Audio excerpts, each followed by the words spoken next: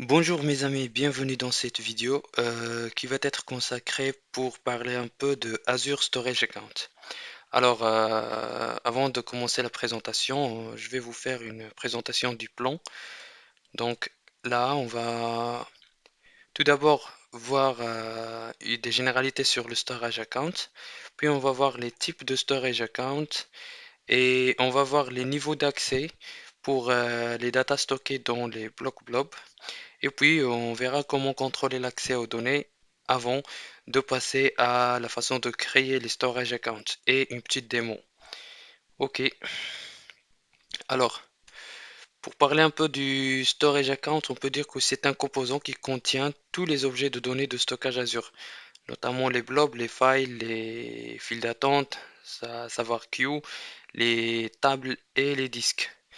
Et il offre un unique namespace. Du coup, si tu crées un storage avec un nom, ce nom doit être unique et ne peut pas être répété pour un autre storage. Donc, et il est accessible depuis n'importe où via du HTTP ou bien du HTTPS. On peut dire finalement que les données stockées dans Azure Storage Account, ce sont des données durables, hautement disponible, très sécurisé et massivement scalable. Pour les types de stockage Azure, en fait, le plus récent c'est le General Purpose V2. En fait, c'est un basic storage account de type blob, file, queue et table. Donc ça vous permet de créer les quatre types. C'est le plus recommandé pour la totalité des scénarios. Et puis on a le General Purpose V1. En fait, c'est une version ancienne du stockage. Et donc normalement ça va être objet de deprecation dans le futur. Donc ça c'est dédié pour les ressources classiques. Et on a aussi le Block Blob Storage Account. En fait, ça, il offre des caractéristiques exclusives pour Block Blob et Append Blob. Et là, on a le File Storage Account si vous voulez déployer uniquement du file storage, donc avec des performances particulières. On a aussi le Blob Storage Account qui offre uniquement le blob, mais dans tous les scénarios ou bien en général, le plus recommandé c'est le General Purpose V2. Pour les niveaux d'accès pour les blocs blob data, en fait, on a le niveau d'accès à chaud, le hot tier.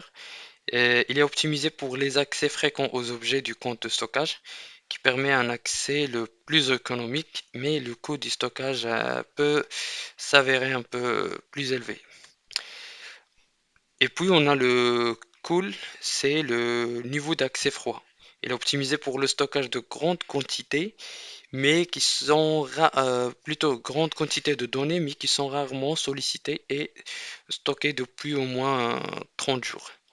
Et finalement, on a le niveau d'accès archive qui est destiné à des données qui peuvent tolérer plusieurs heures de latence, de récupération et qui restaure dans le niveau d'accès archive pendant au moins 180 jours. Pour le contrôle d'accès aux données. En fait, il y a plusieurs moyens. Parmi ces moyens, on a Active Directory. On peut utiliser Azure Active Directory pour utiliser les credentials pour permettre à un utilisateur ou un groupe ou une autre identité, ça peut être un service principal name ou bien un compte de service, pour s'authentifier auprès d'un blob ou d'une file d'attente. Aussi, on a le Shared Key Authorization. On peut utiliser une des deux clés du stockage Azure. On verra ça en détail pour construire une chaîne de connexion, connection string, qui permet donc voilà d'accéder au stockage. Et finalement, on a la SASKey, c'est Shared Access Signature Key. En fait, la SASKey est un token qui encapsule toutes les informations demandées pour autoriser une requête pour accéder au stockage. Notamment le mode, est-ce que c'est du read-only ou bien du read-on-write, la durée de validité de la SASKey et ainsi de suite. Bon, vous continuez la vidéo jusqu'à la fin et on va voir ça en détail. Alors, maintenant, on va voir comment créer du Azure Storage Account et avec une petite démo. En fait, on a trois solutions, soit via le portail. Donc, ça va vous permettre de découvrir la ressource, mais c'est pas une solution durable, voire réutilisable dans le cas où vous avez une infrastructure qui demande plusieurs stockages accounts, des manipulations. Donc, c'est pas la bonne pratique de passer par le portail. Puis, on a Azure PowerShell et les templates ARM. Les templates ARM sont des fichiers JSON à Azure Resource Manager qui permettent de déclarer des ressources avec certaines fonctionnalités. Donc voilà, les deux dernières solutions, ce sont les plus recommandées. Ok, maintenant on va passer à une démo et on verra en détail le stockage account.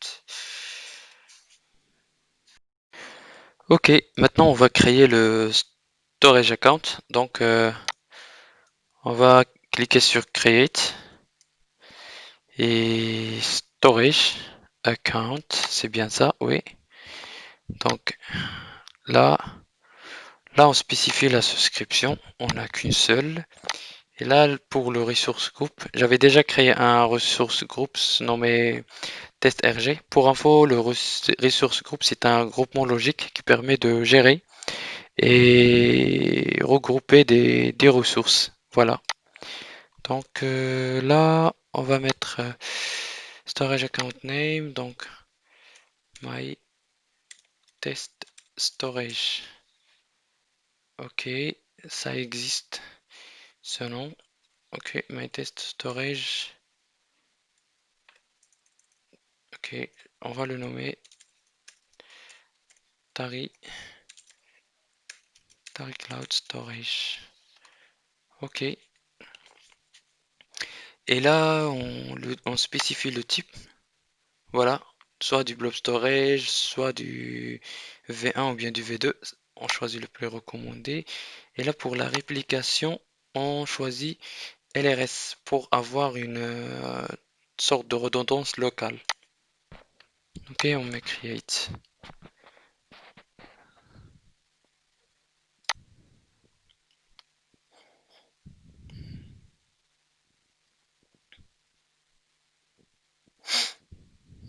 Mhm.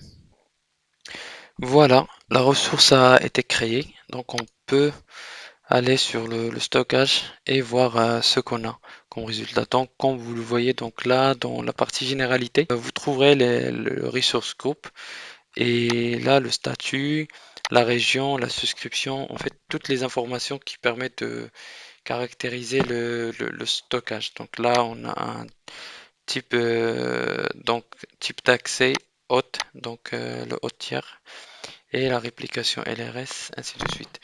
Donc là, on peut par exemple créer uploader des blobs.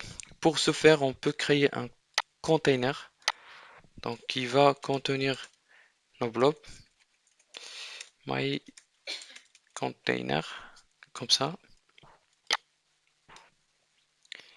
On clique dessus et après on upload les files qu'on a sous format de blob. Par exemple, là, j'ai créé deux fichiers, donc je choisis celui-là pour la télécharger. Ok, donc là, comme vous le voyez, le .txt il est uploadé au niveau du stockage sous format de bloc blob. Voilà comme ça. Pardon. Ok. Là, on va voir un peu les caractéristiques du stockage. Donc, par exemple, là, dans Access Keys, ça, ce sont les deux clés du stockage qui permettent de contrôler l'accès à ces données. En fait, on va se baser sur ces deux clés pour générer, par exemple, soit les connection strings, soit les SASCII. Voilà. Et là, pour les Shared Access Signature, les SASCII que je viens de citer, en fait, voilà, ils permettent de générer une clé d'accès à, à un élément stocké dans le compte. Par exemple, si on va au niveau du blob qu'on vient de uploader, on peut générer une SASCII qui va nous permettre d'y accéder. Donc là, Je clique dessus, après Generate SASCII. Donc là, c'est basé sur la clé numéro 1. Et puis, on peut avoir une durée de validité de la SASCII. Après cette durée, la SASCII ça, elle va être expirée. Et là, on clique tout simplement sur Generate et il nous donne une URL. Donc, si je prends cette URL et je la tape au niveau du browser, qu'est-ce que ça donne? Hello World. Donc là, il nous affiche le contenu du .txt. Donc là, on voit que c'est accessible via Internet et via n'importe quel emplacement. Alors là, ce qui est intéressant au niveau du stockage, c'est qu'il y a le contrôle d'accès avec la partie Firewalls and Virtual Network. Donc là, j'ai pu récupérer le contenu du, du blob avec la SASCII, mais également parce que le contrôle d'accès au niveau du network et c'était au all network, ce qui veut dire que c'est accessible via n'importe quel réseau. Donc si on veut sécuriser le stockage, on met Selected Network et là, on peut par exemple whitelister les subnets qu'on veut et voir aussi les adresses IP qu'on veut autoriser pour accéder au stockage. Voilà. Maintenant qu'on a pu créer ça via le portail, on va faire un petit exemple pour créer un autre stockage via la template ARM. Donc, on peut tricher un peu et venir là au niveau d'export template. Ok, on va prendre ce code-là, on le tape ici. Mhm. Donc, en fait, là, c'est le template ARM qui contient toutes les informations du compte de stockage. Donc là, le template ARM, c'est un fichier JSON qui se constitue de plusieurs parties. Donc là, le schéma, et là, c'est les paramètres.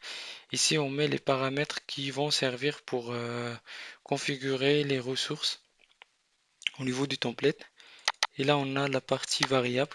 Si on veut générer des variables à partir des paramètres et avoir une certaine flexibilité au niveau du template. Et là, au niveau de ressources, on a le compte de stockage. Donc, on peut garder uniquement le type, l'API version, le nom. Par exemple, on peut ici mettre Tari Cloud Storage 01. Mhm. Ok, donc ici, pas besoin d'avoir de paramètres. Le SQ, donc c'est le standard LRS, ça c'est pour la redondance. Et là, c'est la région. Le kind, c'est le storage V2. Ok. Properties. Là, c'est support HTTPS traffic only pour dire qu'on va supporter uniquement le trafic HTTPS. Donc, on peut garder ça. Pour Network ACL, en fait, là, dans Virtual Network Rules, on n'a rien. De même pour IP Rules et la Default Action Allow. Ça veut dire on whitelist tout au niveau du stockage. Donc là, on peut mettre Deny pour changer un peu le comportement.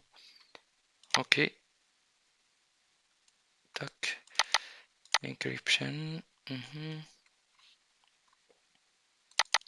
Là, on n'a pas besoin de ce bloc. Ça concerne le bloc file. Donc là, ce sont juste des données génériques dont on n'a pas besoin. Et ça, le container qu'on avait créé tout à l'heure.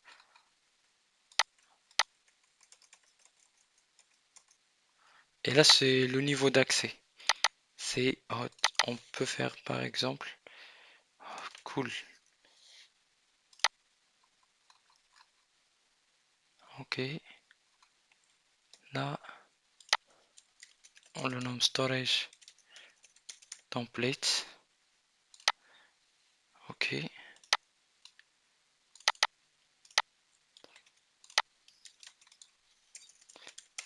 Alors là, ce qu'on va faire, on va se connecter à ma souscription via PowerShell. Donc pour ce faire, il suffit de taper Connect AZ Account. Mais tout d'abord, il faut installer le module AZ via PowerShell. OK.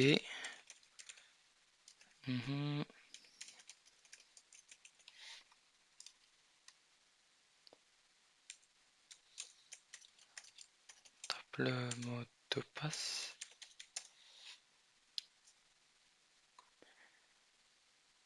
Et voilà. Donc là, pour déployer cette ce template, donc ce qu'on va mettre, c'est new set source group deployment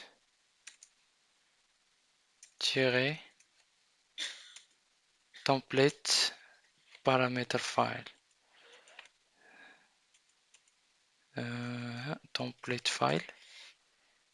Là, puisqu'on est au même endroit du template, il suffit, on peut mettre ça uniquement. Et on n'a pas de d'autres variables. Ah, il va falloir spécifier le resource group où on va déployer. C'est celui-là. Top.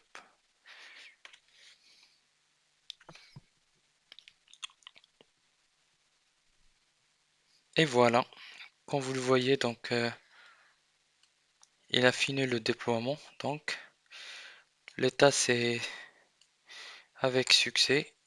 Si on va sur le portail, on clique sur le resource group. Il faut juste rafraîchir un peu. Et voilà notre storage qu'on vient de créer via une template ARM. Donc pour s'assurer que c'est bien le storage qu'on a créé, si on va sur Firewall and Virtual Network, qu'est-ce qu'on a fait? On a fait Selected Network et sans spécifier rien, sans spécifier aucun subnet ni d'adresse IP. Donc ça, on l'a spécifié dans la default action quand on a mis deny, c'est-à-dire on a limité l'accès et on n'a rien spécifié. Voilà. Aussi, qu'est-ce qu'on a changé? Le access tiers. Si on va dans Overview, vous allez noter que voilà, ça c'est le niveau d'accès cool. Donc voilà, j'espère que cette vidéo va vous aider de mieux comprendre les storage accounts. Si vous avez des questions ou bien des commentaires, n'hésitez pas à mettre ça dans les commentaires. Merci et à la prochaine.